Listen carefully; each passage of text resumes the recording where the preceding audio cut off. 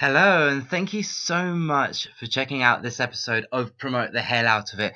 I've been really excited to release this. I had the absolute pleasure of talking to the amazing Kelly Kemp a couple of weeks ago now, and we had the kind of conversation that I really want to be having on this podcast. We talked about so much stuff, including why cooperatives are something to really research and get involved with. We talk about how she is co-chair for the Kurdistan Solidarity branch in Portsmouth.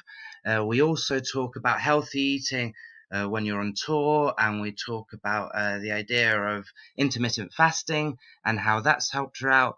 And also a little bit about all the amazing music she's involved in. We talk about her solo stuff and why she's sort of slowed down a bit with that. And we also talk about the new project that she's really involved with, which is the Hippaes, which has also got Rue and Hamish from Bangers, and they're releasing some new material soon, which would be incredible.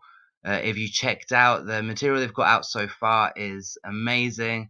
I would really recommend checking out the album I Just Want to Float in the Void, or the EP I Just Want to Float in the Void, which way that they released through Caroline Records.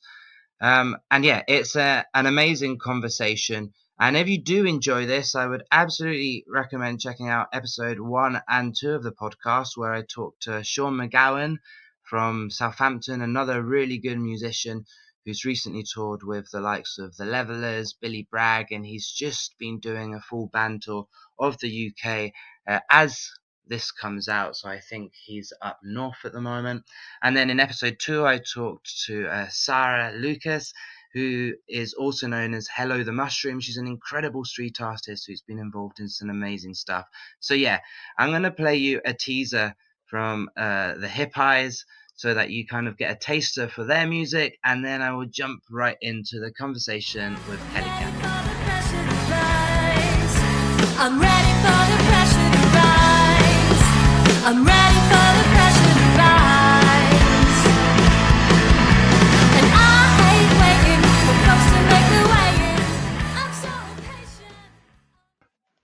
So how have you been, Kelly? Yes, all good. I have been working, doing some music, doing not a lot of surfing, but hopefully that'll change.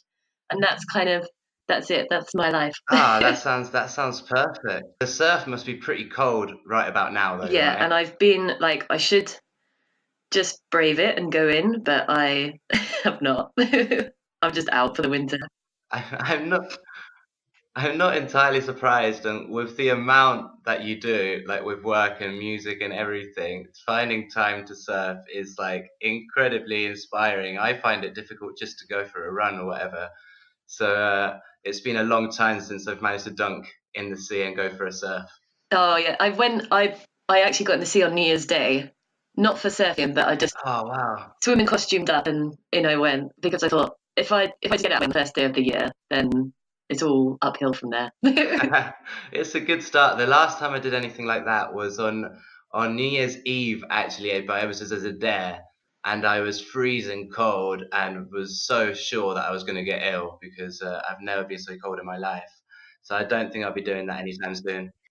Oh, where did you go in? I think it was in Bournemouth, like next to Bournemouth Pier, and it must have been, well, 14 years ago now. So yeah, it's been that long since I've done anything like that. And how were your travels? Amazing. So we did 8 months in Southeast Asia, which was incredible but very tiring.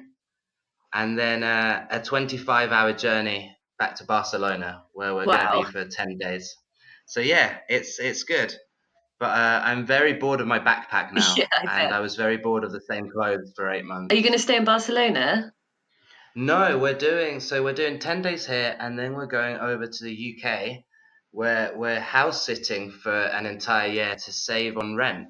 So moving around the UK, and I can gig and not pay rent by looking after people's pets. Oh, brilliant! I know, right? So we get all the puppies and all the kittens, and it's going to be incredible. That sounds great. I'll be looking on Instagram for cute cat pics. Absolutely, and we should be near Portsmouth at some point, so I'm sure we'll get to see you face to face. Amazing! Yeah, come visit sunny Southsea. Absolutely. I definitely want to check Wild Time Whole Foods out, which is obviously part of I want to talk to you about today because Yeah. it sounds amazing. Yeah. One of the things I wanted to ask you is what did you get interested in first? Was it music or the food side of things or the politics side of things? What came first? Music, definitely. Yeah. Just from a really, really young age, like I just made up songs. I don't really know where it came from. Neither of my parents are musical. My my grandparents, or like my mother's side of the family, I didn't ever really meet them because her mum died when she was really young. But they were actually all music hall stars, and they Ah. worked with like people like Laurel and Hardy. My nan sang on stage with Judy Garland as a chorus girl. Like they're all really musical, but Oh I never wow. met them because they had all passed on by the time I came into existence. Um, so maybe it's like, I don't know if it's a genetic thing. I don't know if I'm just making up science now. Well, it could But be. anyway, neither of my parents are musical, but they both love music. So I guess somewhere along the line, it just got passed to me. Yeah, I was similar. My dad was very musical when he was young in the Canary Islands, but then he found religion and became Yeah, quite anti-musical for a long time. He's like into music now again, but yeah, he kind of didn't really like me listening to music for a while. But they did like cooking, which meant that I didn't get into cooking or food for a very long time because it was kind of forced upon me from a very young age. okay. So I'd try and run upstairs and listen to music. But there's so much good food in the Canary Islands. Ah, I know, right? I know. But well, we moved to England because my dad's got vitiligo. I think it's pronounced vitiligo or something like Right. that. It's a skin condition where he's got no pigmentation on his skin and the sun hurts him. Yeah, I know what So you we mean. moved to the UK. Yeah, we moved to the UK and didn't have the good food when I was growing up, unfortunately. Yeah, I went to the Canaries. I think I told you last year, Yeah, I saw the and I photos. was really amazed at seeing bananas grow. That's how like such a sheltered Plymouth born life I've led. I was like, oh my god, it's bananas.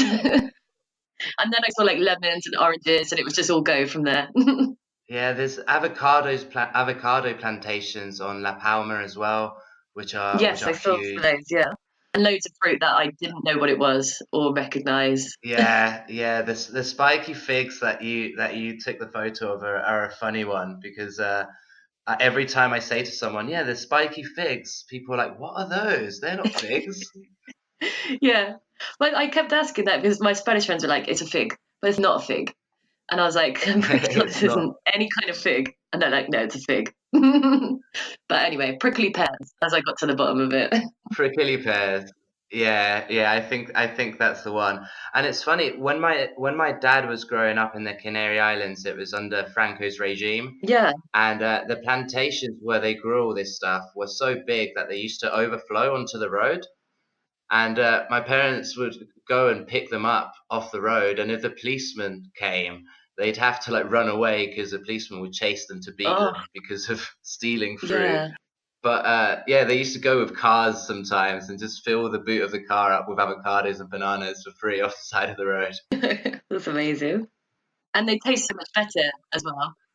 Oh yeah, absolutely, absolutely. We found that in Asia as well. The fruit is so fresh that it tastes incredible, and even things that I don't normally like I'm not a big fan of pineapple normally, but over there it just tastes completely different. It's like And they grow really incredible. funny as well, don't they? Pineapples grow like in the ground. I know. They look adorable. They look like a little Pokemon, I always say. They're pretty cool. So how did Wild Time Whole Foods come about? How did that all start up? Um, I actually joined before we opened the shop, but after the group was already established. So in Portsmouth, there was a group. I'm not sure how many there were to begin with, but there was a group of people that wanted to open a whole food cooperative. Um, Several of them had worked at Whole Food Cooperative in Cambridge, and were keen to kind of replicate that idea in Portsmouth. and I had seen them at like a few events around Portsmouth, just doing a small store, selling some vegan cake and things like that. And then I guess like a couple of members had moved on, and they were asking for more people to join the cooperative. And it just so happened that it was at a time when I kind of like wasn't really sure what to do. I'd left a career job because I knew that I didn't want to do that, but kind of really hadn't quite figured out what it was I actually wanted to do. And then that came along, and I was like, this is the most perfect thing, because I've always wanted to be part of a cooperative. I just never really thought that was possible in Portsmouth because there wasn't any. And so I ended up joining. And then I think about 6 or 7 months after I joined, we opened the shop. And that was almost That's 4 years amazing. ago. It'll be 4 years in May that we opened it. That must have been pretty full on, the experience of actually getting the shop opened up. Yes, it was when we took it over, it was a beauty salon. Oh wow. And obviously, to make things a bit cheaper for us, we had like a really great builder, but we did a lot of the labour and work ourselves. So it was like all sectioned off into these weird like treatment rooms. We had to like knock all that down, pull all the ceiling down, like build everything else. I probably wasn't the most helpful during building because I'm dyspraxic as well, so I'm really clumsy. But I did my bit. Extra hands are always useful though. Everyone Yeah, can be useful. Absolutely. yeah. And what was it that originally like got you interested in being involved in a co-op specifically? I think because um, like obviously like politically it aligns with my view of the world or how the world should be, but also I'd been part of cooperatives previously. So in my time in Plymouth, there's the Plymouth Musicians Cooperative, which is a cooperatively run rehearsal room, music studio, and other kind of musical services. And That's I had amazing. joined as a director of that for a short time. Um, and then when I lived in Brighton, I suppose also touring with No Comply and going across all these venues in the UK and Europe, and just you could always tell when something was a co-op. Like the feel and the welcome of it was just so amazing, and the way that everybody worked together communally, and how much they looked after you, appreciated you, and respected you. Um, and then going to volunteer at the Cowley Club when I lived in Brighton, which I just thought that place was amazing, especially for me coming from Plymouth and not having anything like that. Well, we had the Plymouth Musicians Cooperative, but politically not having anything like that. I just, I just kind of felt like everything came together a little bit when I was like, oh wow, there are places like this, and they do amazing things, and um, so yeah, so that's kind of like my previous experience, my previous positive experience with cooperatives and the way they worked, just really appealed to me. That's amazing. That's amazing. And do you think that that all stemmed from music? Because for me, I kind of got interested in politics absolutely through reading a lot of what musicians were talking about. Was it the same for yourself? I think my mum is very politically active. So I think regardless of music, that was always going to have been instilled in me. My mum raised me reading like a lot of Black feminist literature, and getting involved in politics. And I think music probably brought out a little bit of a different side of that for me, like especially with I think veganism and animal rights and that sort of stuff. I don't think I would have necessarily approached that without music, but I think it was kind of always a given that I was going to be politically active in some way.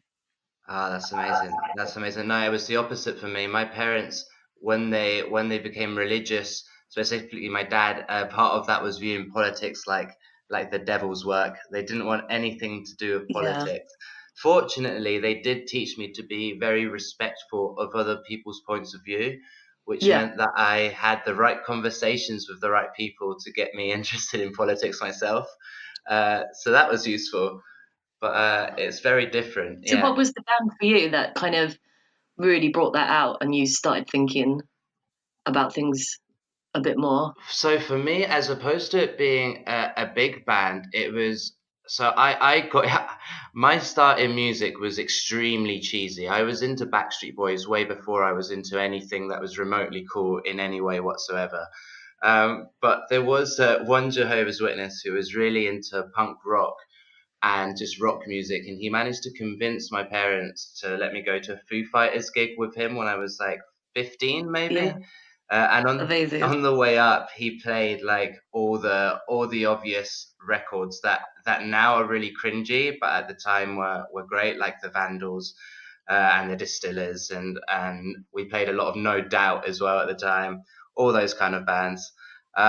But it was more the conversations I was then having with local small bands I was going to watch that opened me up to politics for sure, especially after September the 11th, where everyone was talking about things at school, and Yeah, I found it very much divided itself into people either repeating things that they saw on the news, which from being brought up in religion, I didn't really believe, and people sort of talking a bit more about what was actually going on and treating people with respect. And that's what really caught my attention. yeah. And there used to be a lot of things at gigs, like I don't see it so much anymore, but there used to be at gigs when you went to the merch table, there would be like loads of literature and leaflets and stuff about, I don't know, about all manner of things. But you don't see that so much anymore, I don't think. I guess because everything's so freely accessible on the internet that maybe there's not as much need for the written word kind of activism, maybe. Yeah, it's a funny one. Printed word, I should It's a say. funny one. It's something that I feel quite strongly about, and I think that there's a lot of bands doing a way better job of this in the last 2 or 3 years than there was before. Like I think a lot of bands are trying really hard to be talking about important issues. But I expected a lot of flyers and a lot of people talking about, like, for example, Brexit, even when that was coming out at punk shows, because it just seems Yeah. inherently part of what the punk community should be talking about. Um, but I guess, yeah, people are maybe bored of reading it on their mobiles all day, so they don't want to write about it and put it on a merch stand anymore. Yeah. They want a bit of escapism Absolutely, through music. absolutely. So within politics, I know that you're co-chair for the Kurdistan Solidarity for Portsmouth. Is that right? Yeah, for Portsmouth branch, yeah. Because I've been trying to research it as much as I can. But I think part of what I want the podcast to be about isn't just promoting the art that people are doing and the music people are making, but also important issues that they're interested in and involved in. And this is something I think a lot of people maybe don't know very much about. So, do you think you'd be up for maybe like explaining it a bit to me and to anyone who might be listening, so that people can get involved? Yeah, okay. So from from um from our point of view, from the Kurdistan Solidarity Portsmouth, kind of there's two levels to what we do, and that's to support the local Kurdish community here, and to try and involve everyone with events and activities that are happening in Portsmouth, but also supporting the kind of the revolution in Rojava, um, which is kind of like our it's like the only real women-led revolution that we've seen globally.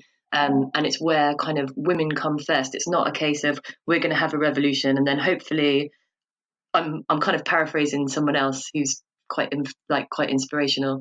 But basically saying, we're going to have a revolution, and then maybe after we can look at women's rights and equality and all this sort of stuff. Actually, that's at the forefront of this revolution. So, as a feminist, I feel that it's really, really important that we have international support for the revolution there. And it's really the way that we have the Kurdistan Solidarity set up here is that I am the co-chair, because in Rojava they have that there's a man and a woman who co-chair every kind of spot on the count. I think I will call them councils, but on the councils there.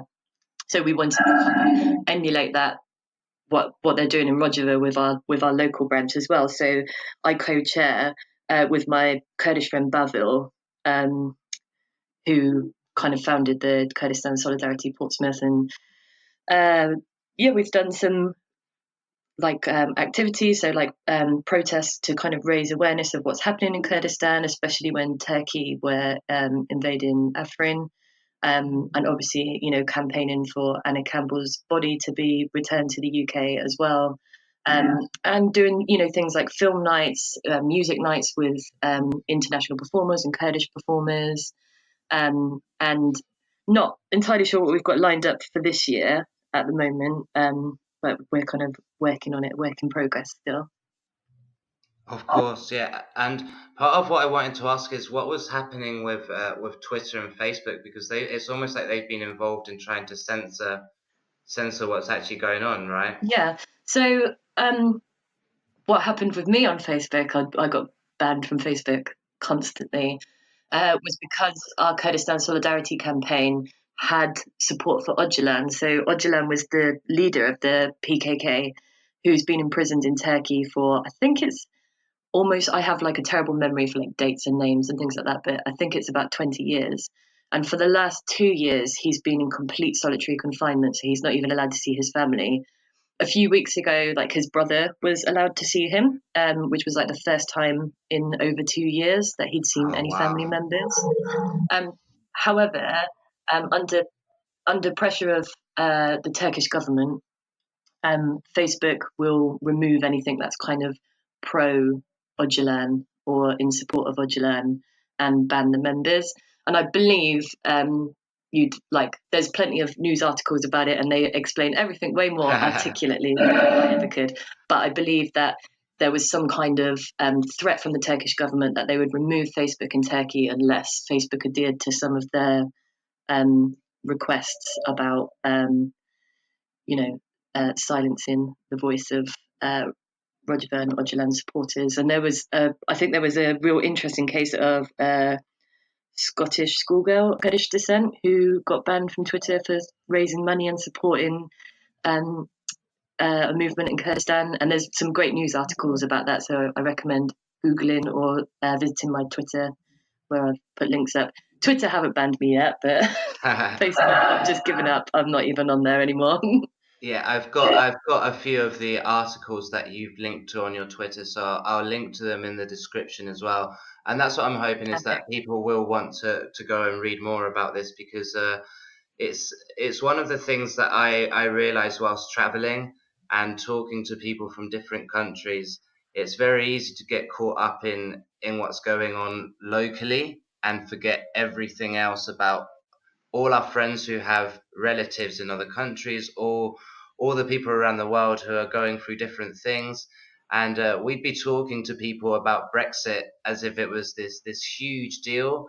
And then our friends in South Africa, for example, would start talking about what's going on there. And you'd be like, it's just shocking to think that it's not constantly on the news and on our Twitter feeds and on our Facebook feeds. So it's important to touch on these subjects and read up on them and be aware of what's going on. Absolutely.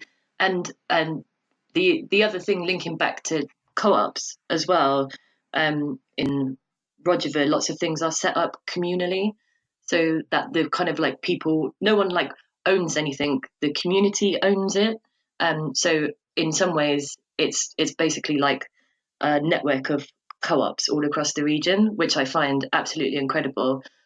But also, I think it has to be mindful that a lot of people, the whole region and the politics of the region is very anti-capitalist, so it doesn't really serve, I guess, like the media or whatever to really promote and publicize what's happening there, because it's one of those things where you're like, well, actually, this region can do it, and they can live like this, and they can live communally.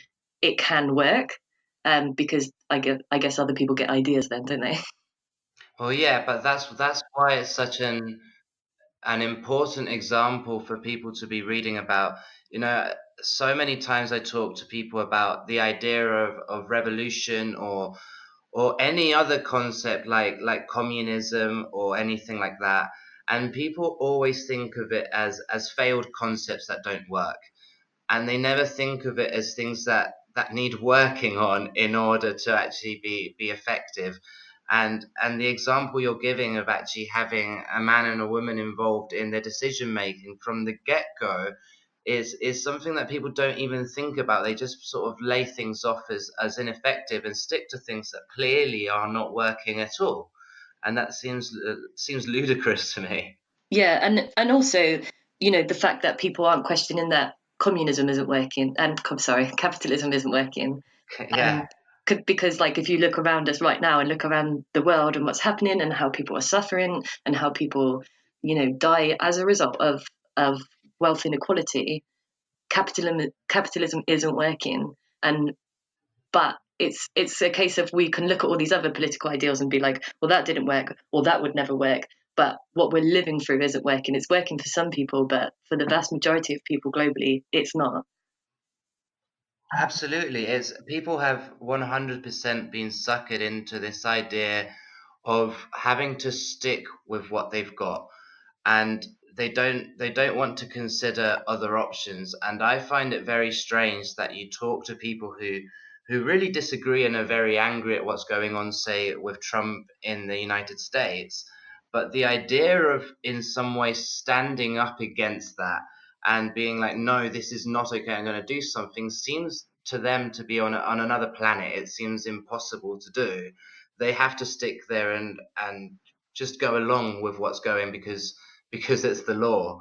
And that concept of just having to stand by and let injustices happen because it's the law, to me just seems very close to, for example, not helping the Jewish community in Nazi Germany just because it's the law. There's really no difference in it to me. Yeah. Yeah, so that was a very intense subject straight away within the conversation, right? Nice and easy start into the conversation. Get straight involved in Let's politics. fix the problems of the world. Let's talk about food. Absolutely.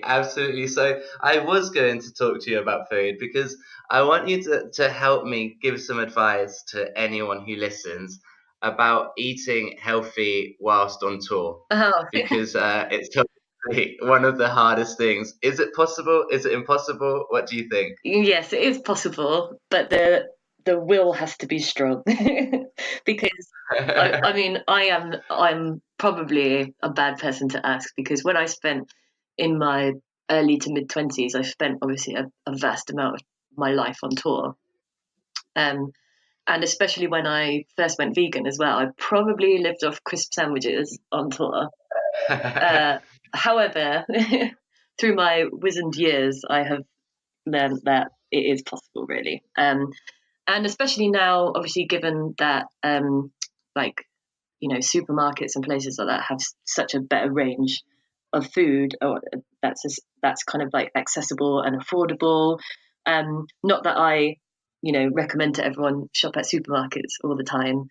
However, when you're on tour, it is the convenience of it, isn't it? That you finish a gig at 11 p.m. and something would still be open afterwards to get stuff in the morning or whatever. But Yeah, it is just a case of um, trying to find the healthiest options to kind of take with you in the van.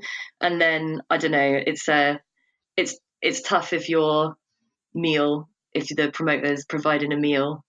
I guess you're just kind of at their mercy, really, aren't you? Because it's just nice of them to feed you.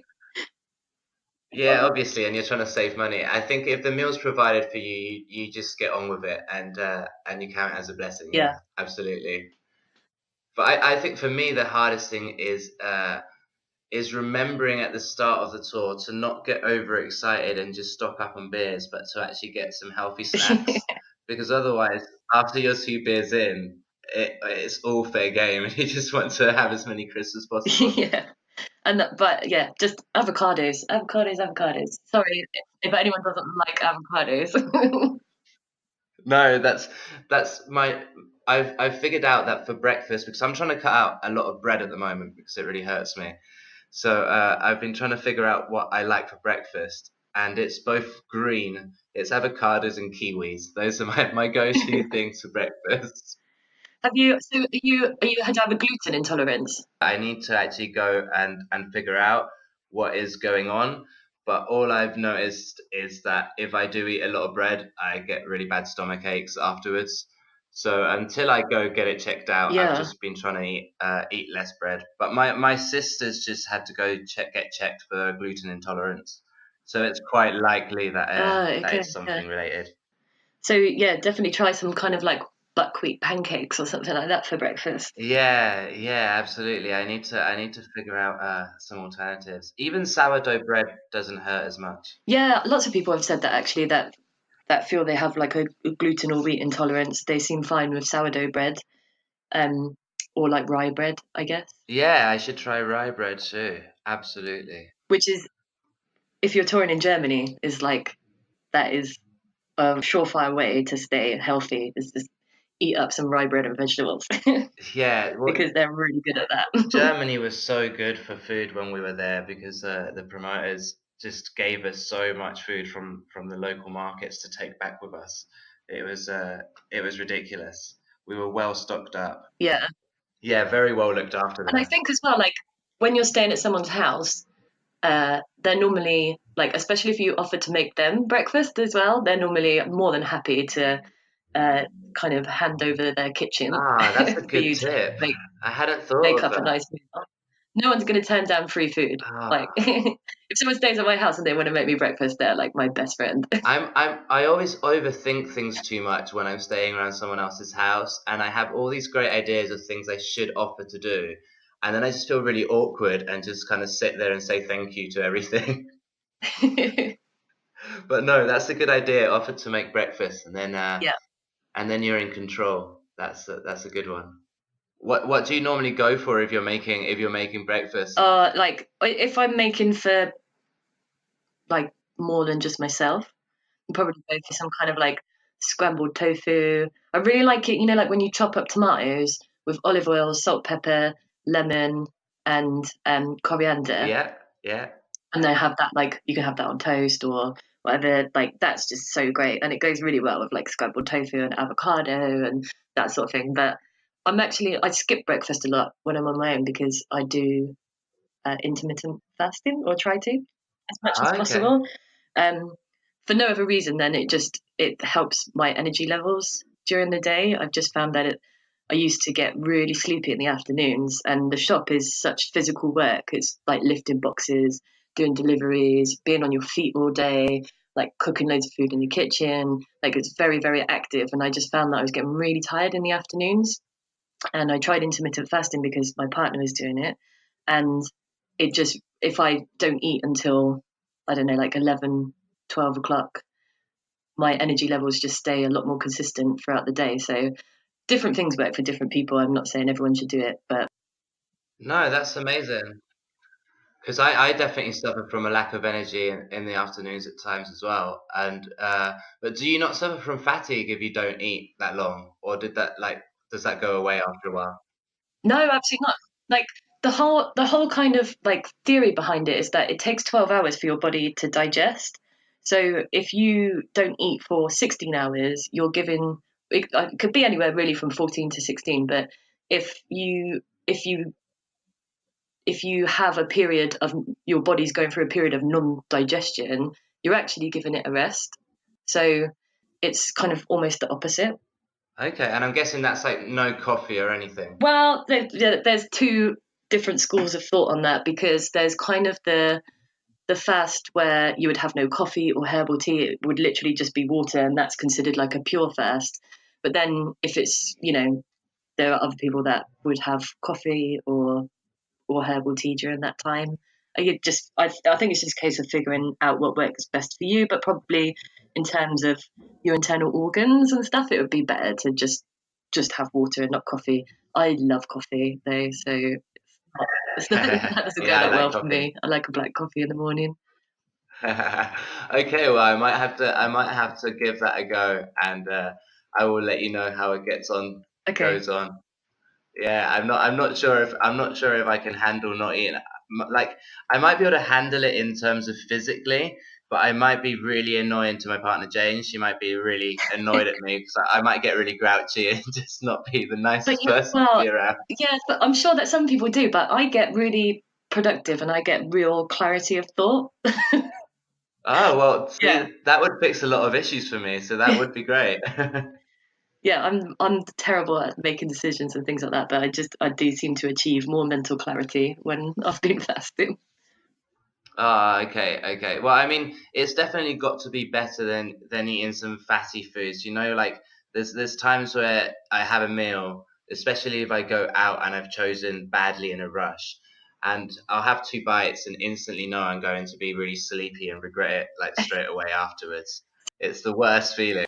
Sometimes it's worth that though, isn't it? You gotta weigh it up. Yeah, it's true. I'm It's really gonna true. enjoy this, but I'll feel really sleepy later. I'm okay with Yeah. it. I always have it with like Jane loves chips, and Oh, me too. I love chips, but I like thin chips. Like I call them like Spanish fries. They're really skinny. Oh, But I Jane know, likes yeah. the fat sort of fish and chips type English chips, the really thick ones. And if I have too many of those, I know I'm going to fall asleep within like 5 to 10 minutes afterwards. There's no chance I'm not. Yeah. It's a difficult one. Need to find a happy medium.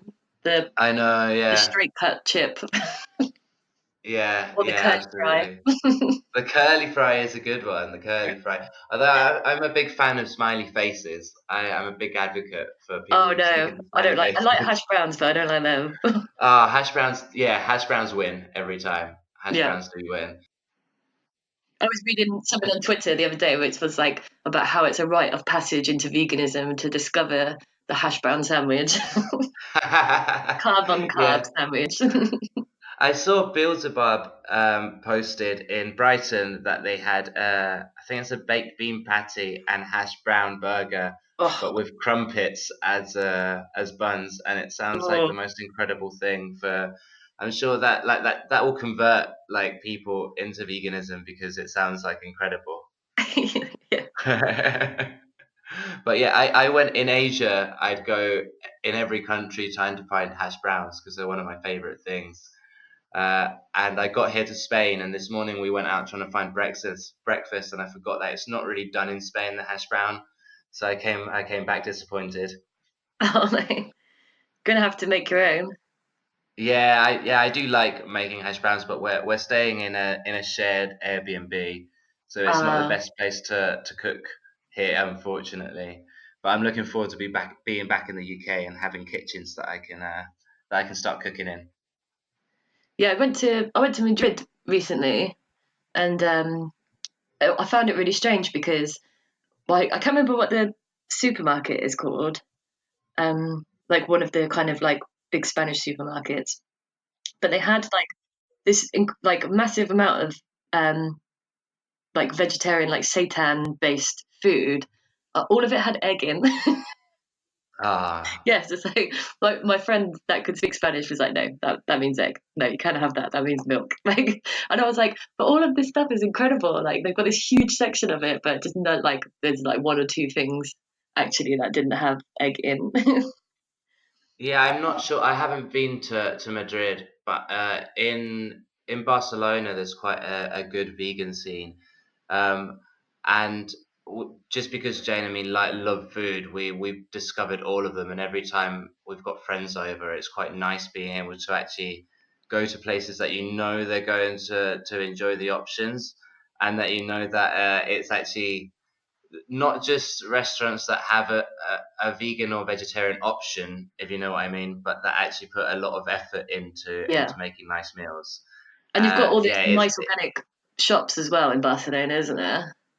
well, that's the thing that most of the time I just like inviting people around for dinner because I enjoy cooking vegan, I enjoy cooking vegetarian. I love the challenge of it, and I just love talking to people about ways of being creative with it as well. I think that it's the best way of getting people interested in in the ethics behind it is to get people interested in the food as well, because England has a bit of a lack of culture sometimes of teaching kids from a young age to cook different meals. Yeah. And in Spain, you get taught to be in the kitchen from a very young age. So I think if you love food, it's easier to come up with good ideas that make the transition easier as well. Yeah, and also there's not a big social culture around eating in the UK, which I'm really guilty of as well, because like I don't like sharing food. I like my plate of food. This is my plate of food. No one else is touching it. It's mine, and I don't have to like worry that someone's going to nick my food.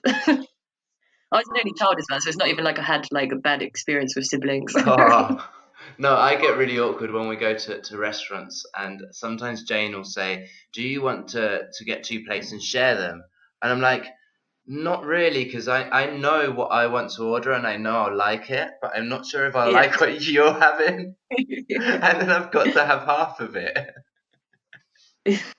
So, before we start sort of wrapping things up, we should come full circle and just talk a bit about what you're doing music-wise, because that's obviously the reason I got to know you in the first place, was through your solo stuff, the Kelly Kemp stuff. Specifically, Come Back, Come Back was a record that we play a lot and that we absolutely love. But you're still doing solo shows at the moment, aren't you? Ish. Ish. Like, if someone I like asks me, then I will. Excellent. That's still good enough. But I'm not actively kind of trying to, book gigs and stuff I'm so there's a few reasons for it. Is that like when I was doing the record, when the record came out, like I said earlier, like I spent years and years of my life on tour, and I feel kind of like I really envy people that are like, this is what I want to do with my life and I'm going to go at it, 100%. But I'm much more of a person that I want different experiences in life. Like I want to try, like I want to try a bit, but I'm quite fickle by nature anyway. But, I want to be a part of so many different things and experience so many different things that I'm kind of not like, music isn't my main thing. And I feel like I've explored and done a lot of what I want to do with music on a gig level, perhaps not on a writing level. And I was playing gigs when Come Back came out, and I just really didn't enjoy it. And I thought, why am I doing something that actually is not giving me much happiness? So I kind of knocked it on the head a little bit. And like I said, like if people I like ask me to go and play a show, then I like them and they're my friends and I'll do it. But what I have been doing, and this is the exciting bit for me, is playing in a band called the Hippaes, where I play electric guitar and sing. And doing gigs with that makes me very happy. So I much would prefer to play with the band than play solo at the moment. It might change in the future, I don't know, but at the moment, like that's what gives me a lot of joy. And we have a record coming out. So it's just kind of being mastered at the moment, like our first album. And so we're just kind of waiting for that, and then hopefully we'll release that soon within the next few months and play some more gigs in April. Amazing. I was literally listening to I Just Want to Float in the Void before we had the call. And it's absolutely amazing, and I'll again link to it so everyone can check it out. And I'm excited for the album. When does that look like it's going to be coming out then? I'm not sure. We kind of haven't quite decided what we want to do with it and how we want to do it, but we've got some ideas. We just need to kind of cement it. But I don't think it will be long before it comes out, and I'll send you a secret advance link. Thank you. Thank you. Do it at least. I'm really excited about it. I think, like, I don't know. I think I'm not like a person that bigs myself up a lot, but I think it's really good. I'm sure it is. No, you should pick it up. Was it recorded by my partner Ben, who plays bass? He's made the most incredible video, which nice. I don't know if everyone else is going to appreciate it, but I cried when I watched it. It's my favorite thing in the world. Excited. Was it recorded by Rue again? The record. No, it was recorded at South Sea Sound Studio Oh, in nice, Portsmouth nice. by Yes. Tim.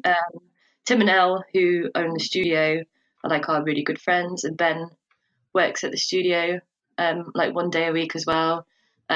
So yeah, it's got such a, I'm going to say this word wrong, familial feel, because Ben and Rue are brothers, and obviously like Elle and Tim are like my family, and yeah, so it's all just been like a really good experience. Of just, yeah, and like Mark's kids came into the studio as well when we were recording. Just, it just feels really Oh, healthy nice. and That positive. sounds amazing. I've been in touch with them. Although I'm sure that I got in some grumps when I That was always recording, so it's happens not. though. Recording without getting annoyed at some point isn't really recording though, is it? Yeah, it was hard as well because Wild Time had just done a stall at a local festival here. It's like Victoria's Festival. It's like a really big festival down on the seafront. We had a stall there, which we do normally every year, but it's like really hard work.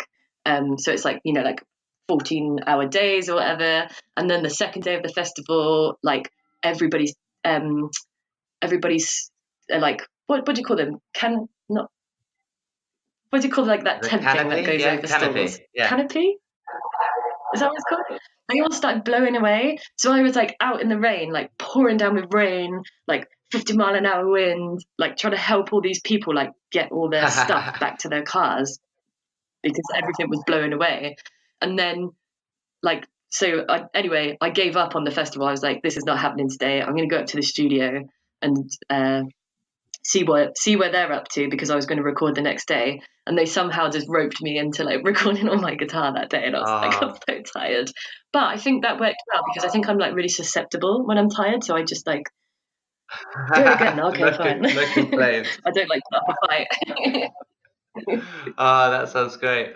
Well, I'm really excited to get that out and to listen to it because I love bands that come out that don't sound like everything else that's out there, and I think the Hippaes definitely don't. It's got a very rock and roll vibe that I absolutely love to it that not a lot of bands have got Yeah, at the well, moment. my favourite bands in the world are Pavement, and it's like the only band where I felt I could channel my inner Pavement vibes. Ah, nice, nice. Ah, well, I'm really excited for it, Kelly.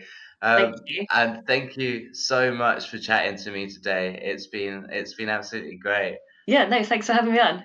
Before we go, is there any bands that you'd like people to check out? Any artists that you'd like people to go look at? Any shout outs you want to give at all? I don't know. Like, definitely, in South Sea Sound Studio, Elle Morgan's been recording her album with her band The Divers. So there's Elle Morgan and The Divers. So yeah, I guess look out for that because that's going to come Yes. out and it's going to be really incredible. I don't listen to a lot of band music. I like a lot of hip hop, but I probably won't give any shout outs because my taste in music is really embarrassing. Um, really enjoyed really enjoyed Culture Abuse though. Last year, sorry, it's 2019 now. I went to see them a few times, and I just think they are a really, really great band. I can definitely vouch for Elle Morgan. I'm really excited about new music from her, and I actually need to go listen to Culture Abuse because I haven't actually checked them out yet, which is embarrassing. Oh, you're gonna love it, definitely. Yeah, Excellent. I think it'll really be up your street, Perfect. and they're just a really great band. I went to watch Drug Church last night. Actually, I'm feeling little bit worse for wear today. Yes, the Drug Church album and the Self Defense Family albums were ones that I really liked last year. Very different vibes, but I Yeah, really enjoyed those. yeah. No, I think they're touring the UK at the moment, and they were great. They were really good. Ah, excellent. Well, that's going on my list to listen to straight after the show then. Well, thanks a lot, Kelly, and hopefully I will see you in Portsmouth at some point this year because that would be cool Yeah. to catch up face to face.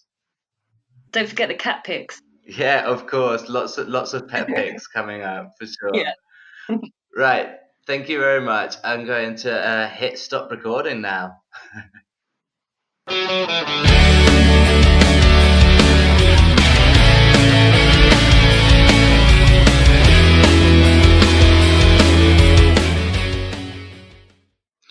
hope you really enjoyed that episode. For me, it was an absolute pleasure getting to chat to Kelly Kemp. I absolutely love everything she gets up to. And I think that a lot of the stuff that we talked about is really valuable and exactly the kind of conversations that I really want to be having on the podcast. If you did enjoy the episode, please subscribe. We've got some more great guests coming up. Give us a like, give us a rating if you're on iTunes, as that really helps us out. And I will catch you next time.